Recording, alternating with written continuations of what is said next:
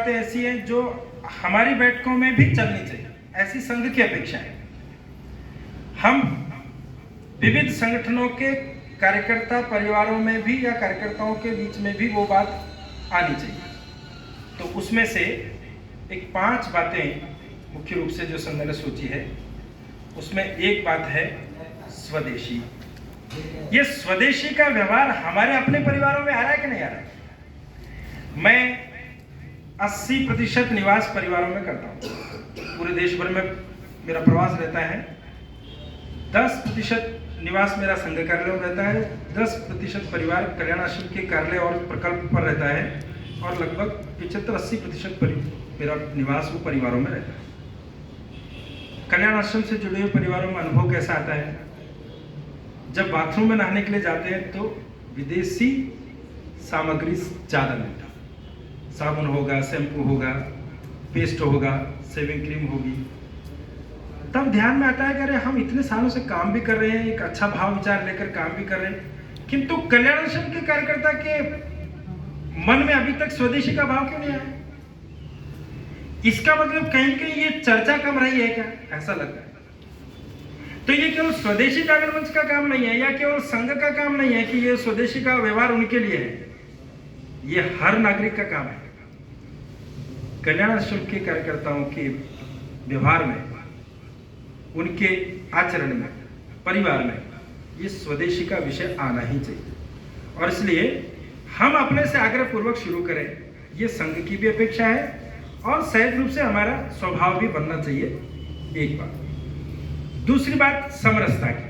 अब ये समरसता केवल सेवा भारती का काम नहीं है, या समरसता केवल शाखा के माध्यम से रक्षाबंधन के दिन बस्ती में जाकर चाय पी करके आ जाना, उतना नहीं है। ये समरसता भी एक स्वभाव है, ये भी एक आचरण है। और इसलिए जहां हम रहते हैं, जिस गली मोहल्ले सोसाइटी में, वहां कोई इस प्रकार का परिवार है, ऐसे बड़े शहर में, दिल्ली जैसे शहर में उसका व्यवहार बहुत कम दिखता है, क्योंकि उस प्रकार का आइडेंटिफिकेशन ही नहीं होता है। फिर भी कहीं ऐसा है तो उसको कहीं कहीं व्यवहार में लाना, तो इस समरसता की भी एक अपेक्षा। तीसरी जो उन्होंने अपेक्षा रखी है वो पर्यावरण की। और पर्यावरण में अगर देखेंगे तो 3 बातें हैं, 3P। पहला P क्या है? पेड़ लगाना। जितना जहां जैसा संभव है पेड़ लगाना। दूसरा P क्या है? पानी बचाना। हम पानी का उपयोग सीमित मात्रा में कर सकते हैं क्या? आगे चलकर बहुत लोग कहते हैं ना कि अगला शायद युद्ध ही पानी को लेकर ना हो जाए, इसलिए पानी बचाना, ये तीसरी बात। दूसरी बात। और तीसरी बात है प्लास्टिक भगाना। ये 3 बातों पर जोर है। मैं समय के कारण डिटेल नहीं कर रहा हूं, बातें और भी हो सकती है, किंतु 3 बातें मुख्य है। पर्यावरण की दृष्टि से पेड़ लगाना, पानी बचाना और प्लास्टिक भगाना। इसी प्रकार से एक संघ ने चौथा जो काम सबके लिए बताया है, वो काम बताया है नागरिक शिष्टाचार। नागरिक शिष्टाचार का अर्थ कैसा है? आप जा रहे हैं, रेड लाइट आ गई है, आपको लगता है कोई नहीं है, चलता है, थोड़ा सा बाजू के निकाल लेते हैं। अब ये नागरिक शिष्टाचार नहीं है। अभी हम किसी सार्वजनिक जगह पर हैं, आवश्यकता नहीं है, फिर भी बिजली जल रही है, हम बाहर निकल रहे हैं, हमारा हाथ स्विच पर जाता है, कोई देखे न देखे, किंतु इस देश के नागरिक होने के नाते से इस प्रकार के जो ऊर्जा संरक्षण का काम है वो हम कर सकते हैं क्या? ये हमारे सहज स्वाभाविक हमारे आचरण में, हमारे शिष्टाचरण में है। तो ऐसी कुछ बातों को लेकर एक नागरिक सिविल सेंस जिसको बोलते हैं, सिविक सेंस, उस प्रकार का हमको व्यवहार में लाना, ये संघ ने अभियानिक रूप में लिया है। और आने वाले 3 साल के अंदर अंदर देश भर में आज 5 करोड़ से अधिक अपने साथ में लोग जुड़े हुए हैं। जब ये 5 करोड़ लोग इस प्रकार का व्यवहार अपने जीवन में करना लगेंगे, स्वदेशी का, पर्यावरण का, नागरिक शिष्टाचार का, समरसता का, तो उसका असर उन 5 करोड़ के कारण से उसका असर कहीं कहीं 120 करोड़ पर भी दिखाई दे। अकेले मोदी जी ने राग अलापा ना, स्वच्छता स्वच्छता स्वच्छता, तो आज दिखता है नहीं दिखता। तो अगर 5 करोड़ लोग इसको व्यवहार में लेकर चलेंगे तो कहीं कहीं तो समाज में, सोसाइटी में उसका असर दिखाई देगा। किंतु उसकी शुरुआत करनी पड़ेगी, हम लोगों को करनी पड़ेगी, अपने परिवारों से, अपने व्यक्तिगत जीवन से शुरू करनी पड़ेगी। और 5वीं बात जो कही है, वो 5वीं बात है परिवार प्रबोधन की, कुटुंब शिक्षा। ये बहुत आवश्यक विषय है। हमारा जो कहते हैं ना, संस्कार की पहली जो पाठशाला है वो तो परिवार ही है। और इसलिए परिवार का संस्कार ये कैसे ठीक बने। अलग अलग स्वभाव के होने के बाद भी हम एक छत के नीचे रहते हैं, एक साथ रहते हैं, वही परिवार है। वह परिवार एक आदर्श स्थिति में कैसे रहे, उसकी बहुत सारी बातें हैं। कभी समय उसका अलग से होगा तो डिटेल बात करेंगे। सिंबॉलिक बात मैंने कही, अपने श्यामा प्रसाद मुखर्जी, उनके पिताजी थे आशुतोष मुखर्जी। अंग्रेजों का शासन था। वायसराय ने कहा, आशुतोष जी तुम विदेश में जाओ और विदेश में जाकर के ये डिग्री लेकर के आओ और साथ में हमारा ये काम भी करके आओ, ऐसा उनको बोला। तो आशुतोष मुखर्जी ने वायसराय को क्या उत्तर दिया, मैं मेरी मां से पूछूंगा और मेरी मां अनुमति देगी तो जाऊंगा। इस वायसराय को बहुत अटपटा लगा। उसने कहा कि अरे मां हमसे भी बड़ी है क्या, हम आपको आदेश दे रहे हैं, ये करना है नहीं करना। किंतु उसने कहा नहीं, मेरी मां का दर्जा आपसे बड़ा है और इसलिए मां कहेगी तो ही मैं जाऊं।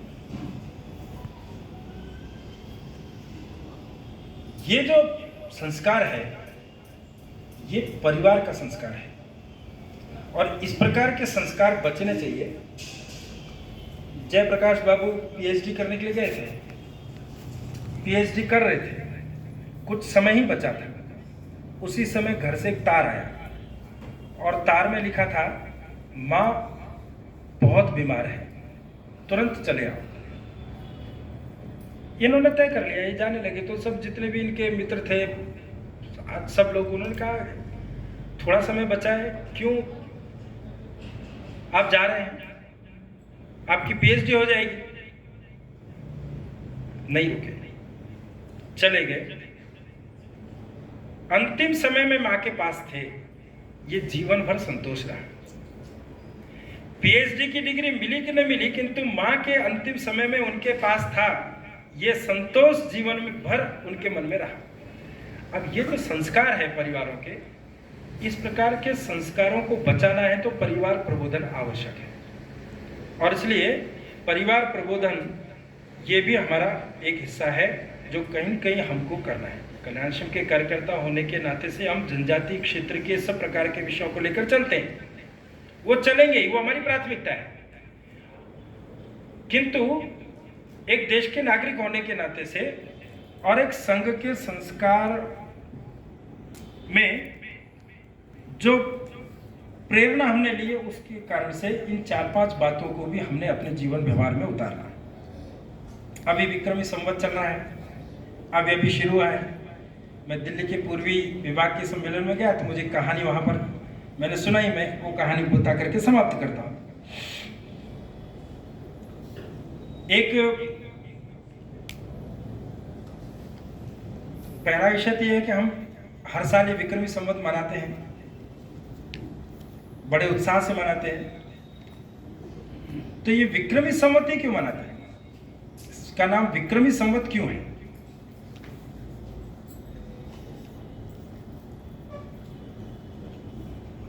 कई बार मैं नई पीढ़ी के कॉलेज के विद्यार्थियों से पूछता हूं कि विक्रमी संवत, तो विक्रम नाम क्यों पड़ा है? बहुत लोग उत्तर नहीं दे पाते। कुछ बोलते हैं कि विक्रमादित्य जी ने शुरू किया था इसलिए उनके नाम पर है, बात सही भी है, शुरू किया था। किसी भी संवत को शुरू करने की एक शास्त्रोक्त विधि है,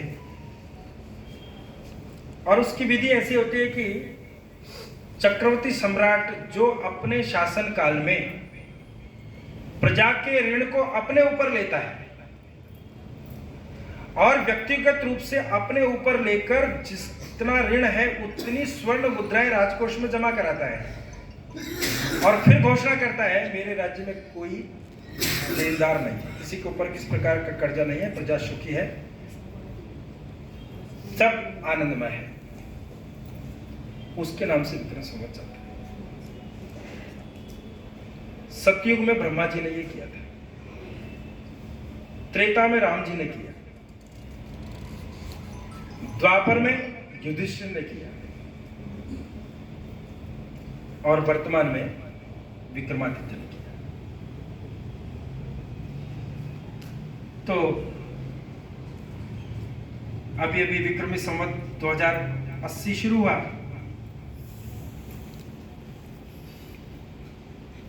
एक बार ऐसा कहते हैं कि अवंतिका के राजा भोज थे, तो वहां उस राज्य में एक चंद्रभान नाम का लड़का वो भेड़ चराता था, गडरिया था। वो भेड़ चराते समय एक टीबे के ऊपर बैठता था और टीबे के ऊपर बैठ करके निर्णय करता था, न्याय देता था। उसका न्याय बड़ा प्रसिद्ध हो गया, वो न्याय देता और उसकी प्रसिद्धि हो गई, न्याय बहुत सटीक होता था, अनेक आसपास के लोग आने लग गए, धीरे धीरे उसकी प्रसिद्धि बढ़ गई। अब राजा का राज है, अवंतिका का राजा भोज है, और उसके राज में भी कोई लड़का है जो टीवी पर बैठकर न्याय दे रहा है, न्याय कर रहा है, और उसकी बड़ी प्रसिद्धि होती जा रही है। वो प्रसिद्धि धीरे धीरे राजमहल तक भी पहुंच गई, राजा तक पहुंच गई। राजा को पता लगा कि ऐसा ऐसा कोई लड़का है, वो न्याय देता है, बड़ी प्रसिद्धि है, चर्चा है उसकी। राजा ने अपने सिपाहियों को बुलाया, सिपाहियों को बुला करके कहा उस टीले को तोड़ दो, वो जो टीला है उसको खत्म कर दो। उस टीले को तोड़ दिया। जब मिट्टी के टीले को तोड़ा तो उस टीले में से एक रत्न जड़ित सिंहासन निकला। आश्चर्य हो गया। उस रत्न जड़ित सिंहासन को साफ सूफ करके राजा जी ने महल में बुला लिया, मंगवा लिया, वहां गया। वो जो राजा भोज था वो उस सिंहासन पर बैठने लगा तो उस सिंहासन में से ही एक पुतली निकल करके आई और उसने कहा ठहरो, पहले तुम ये तो देखो, इस सिंहासन पर बैठने की क्षमता तुम्हारी है कि नहीं, उसकी योग्यता तुम्हारी है कि नहीं, तुम इस पर बैठने के योग्य हो क्या? ऐसा राजा को उसने पूछा। और फिर उसने कहा कि मैं एक कहानी सुनाती हूं, उस कहानी के आधार पर तुम तय करना कि तुम योग्य हो कि नहीं हो, उसके बाद बैठना। उस पुतली ने कहानी सुनाई, और वो कहानी क्या है? वो कहानी ऐसी है कि अवंतिका का राजा विक्रमादित्य सोया है, सन्नाटा है, गहरी रात है, 2 बजे किसी एक महिला के रोने की आवाज आती है। एक क्रंदन आता है, कष्टकारी, पीड़ादायक, एक महिला रो रही है। अब गहरी नींद में रात को 2 बजे राजा की नींद खुली और कान में आवाज आई, कोई महिला रो रही है।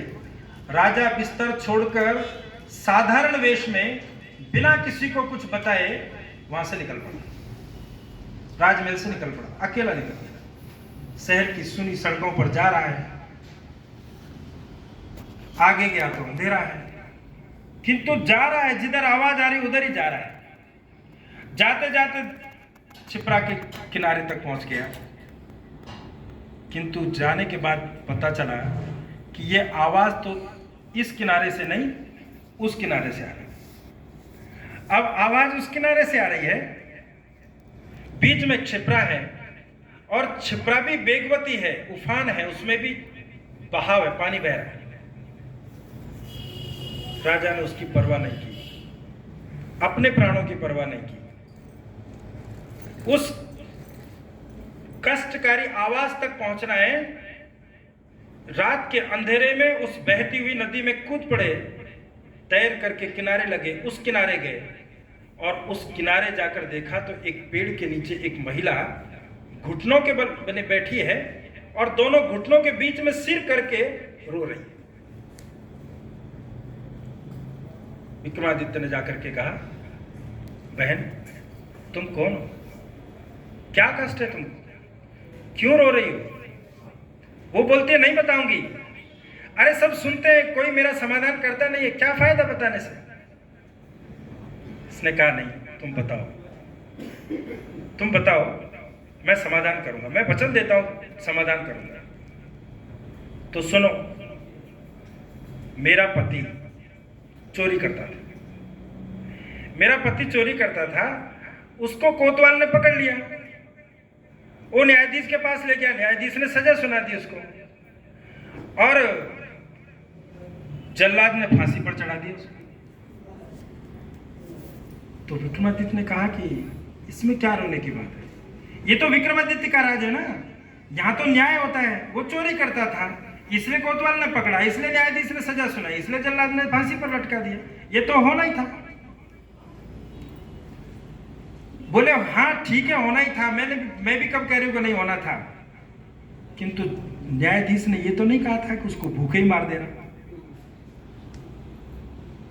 मैं उसके पसंद का स्वादिष्ट भोजन बनाकर लेकर आई, मैंने सोचा कम से कम अंतिम बार उसको ये भोजन करा दूं, किंतु वो मुझे मौका ही नहीं दिया और जल्लाद ने उसको फांसी दे दी। तो विक्रमादित्य ने कहा, लेकिन अब क्या हो सकता है? तो हो गया, तो अब क्या हो सकता है? बोले नहीं, अभी भी हो सकता है। बोले क्या हो सकता है? बोले अभी मैंने देखा है उसके प्राण निकले नहीं है, अभी भी मैं उसको खाना खिला सकती हूँ। तो बोले खिलाओ। बोले खिलाओ कैसे, उसके मुंह तक तो मेरा हाथ ही नहीं पहुंचता है। ठीक है, बैठो मेरे कंधे पर। अपने कंधे पर बिठाया, खड़े हो गए और फिर कहा कि देवी अब खिलाओ। थाली लेकर के उनके कंधे पर खड़ी हो गई, एक कोर तोड़ा, मुंह में डाला। अब वो तो जिंदा हो तो मुंह में जाए ना, मुंह में तो जाना ही नहीं था, तो वो मुंह से नीचे गिर गया। वो कोर नीचे गिरा, नीचे गिरकर बिखर गया, बिखरा तो नीचे हीरे मोती जवाहरात। उसने फिर दूसरा कोर, फिर तीसरा कोर, पूरी थाली खाली की, तब तक नीचे वो गिरता गया और बिखरता गया और जितना बिखरा उतने हीरे मोती इकट्ठे हो गए। थाली समाप्त हो गई, यानी भोजन समाप्त हो गया। उसने कहा कि मुझे नीचे उतारो, भोजन समाप्त हो गया थाली में। नीचे उतारा, उतारते ही कहा कि ये जितना जो कुछ है तुम लेकर जाओ। उस महिला ने कहा लेकर जाओ, मेरा काम पूरा हो गया।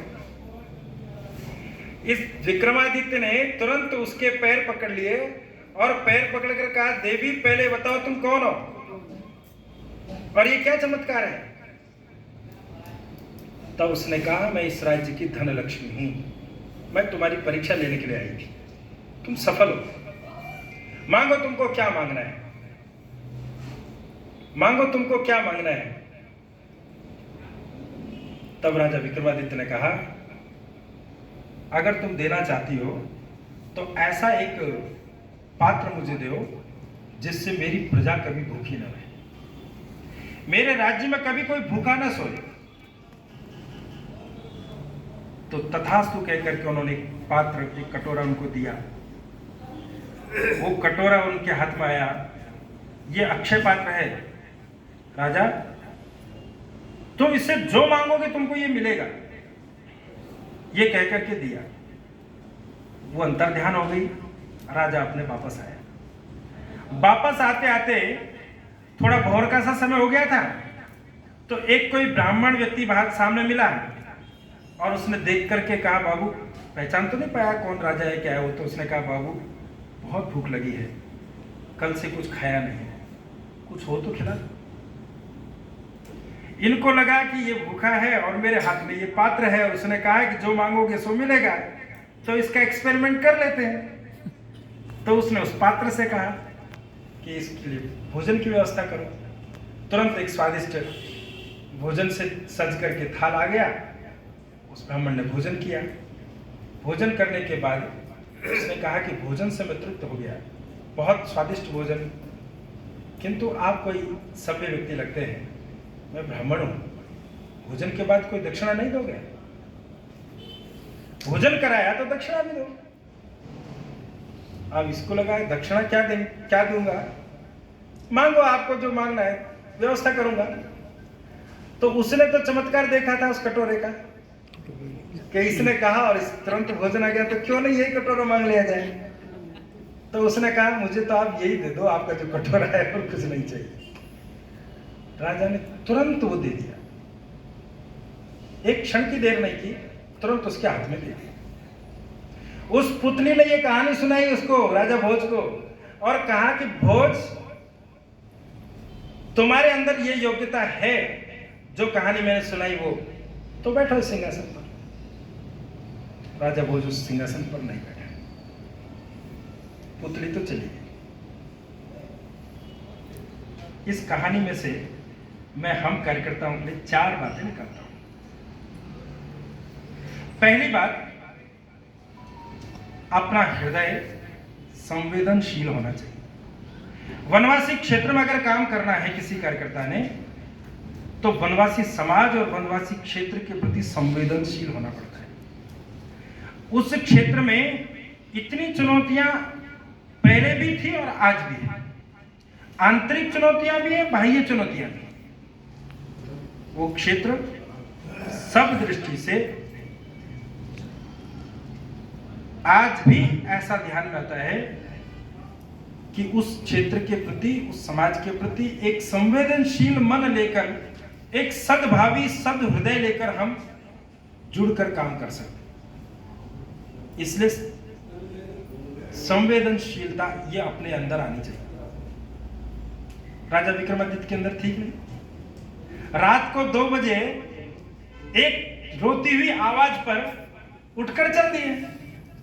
ये संवेदनशील मन था, संवेदनशील हृदय था, तभी तो गए ना। वैसा ही संवेदनशील मन हम कार्यकर्ताओं का चाहिए। वहां की कोई भी कष्ट है, कोई भी पीड़ा है, कोई भी चुनौती है, कोई भी समस्या है, ईसाईकरण है, मुस्लिमकरण है, लव जिहाद है, लैंड जिहाद है, कितने भी कोई किसी भी प्रकार की चुनौती समस्या है, वो समस्या केवल वहां की नहीं है, वो समस्या मेरी है। उतना संवेदनशील होना पड़ेगा। और जब मेरी है तो जैसे राजा चल पड़ा, ऐसे हमको सक्रिय रहना पड़ेगा, चलना पड़ेगा, करते रहना पड़ेगा। इसलिए एक बात संवेदनशील बात। दूसरी बात हमको प्रायोरिटी पर रखना पड़ेगा। आज बैठक में नहीं आया जी, आज ये कार्यक्रम थोड़ा ऐसा हो गया जी, जरा घर पे काम आ गया जी, जरा पत्नी की तबीयत थोड़ी ठीक नहीं थी, थोड़ा ऐसा, ठीक है, ये सब बातें हो सकती है। लेकिन प्रायोरिटी हमारी बनी है क्या कल्याणाश्रम का कार्य? मैं 4 प्रकार की कठिनाइयों में से भी रास्ता निकालता हूं, कार्य को नंबर 1 पर रखता हूं। कार्यकर्ता के नाते से दिल्ली प्रांत के कार्यकर्ता के मन का ये भाव बन रहा है क्या? मेरी प्रायोरिटी कल्याणाश्रम बन रहा है क्या? सब प्रकार की कठिनाइयों से भी रास्ता निकालता हूं। राजा के सामने थी ना कठिनाई, उफान पर नदी थी, वो इस किनारे पर था, आवाज उस किनारे पर थी, किंतु प्राणों की परवाह न करते हुए भी कूद पड़ा, तैर कर गया। क्यों? क्योंकि प्रायोरिटी बन गया था, मुझे ये करना है, प्रायोरिटी बन गया। ये प्रायोरिटी बननी चाहिए हमारी। कल्याणाश्रम का कार्य मेरे जीवन की प्रायोरिटी है। मेरे उस संवेदनशील मन में ये प्रायोरिटी पर आ गया है, मैं इसके लिए समय लगाता हूं, मैं रास्ता निकालता हूं। रोज घंटे 2 घंटे का समय अपने जो भी मेरी रेंज है वहां मैं जाता हूं, संपर्क करता हूं, मिलता हूं, नए नए लोगों को जोड़ता हूं, अपना विषय रखता हूं, बात पहुंचाता हूं, जिसके जो योग्यता क्षमता है उसको कहीं कहीं अपने संगठन के साथ जोड़ने का प्रयास करता हूं। मेरी प्रायोरिटी कल्याणाश्रम बन गया। ये दूसरी बात। और तीसरी बात, कभी कभी ऐसा होता है कि आउट ऑफ वे जाकर के भी करना पड़ जाता है। राजा ने वही किया, एक महिला को कंधे पर बिठाया, ठीक है खिला, मैं खड़ा हूं, थोड़ा सा लकीर से हट करके भी लकीर से हट करके भी, मर्यादा में किंतु लकीर से हट करके भी उस समाधान तक पहुंचना है तो वो भी उन्होंने किया। ये तीसरी बात निकल। और चौथी जो सबसे महत्व की बात इस कहानी में से निकल करके आई, वो चौथी बात है समर्पण। उस राजा ने एक क्षण देर नहीं की उस कटोरे को देने में, तुरंत ब्राह्मण ने मांगा, दे दिया। जानते थे उसका सामर्थ्य, ये मुझे किसने दिया है ये भी जानते थे, मां भगवती ने दिया है, अक्षय पात्र दिया है, इसकी ताकत क्या है।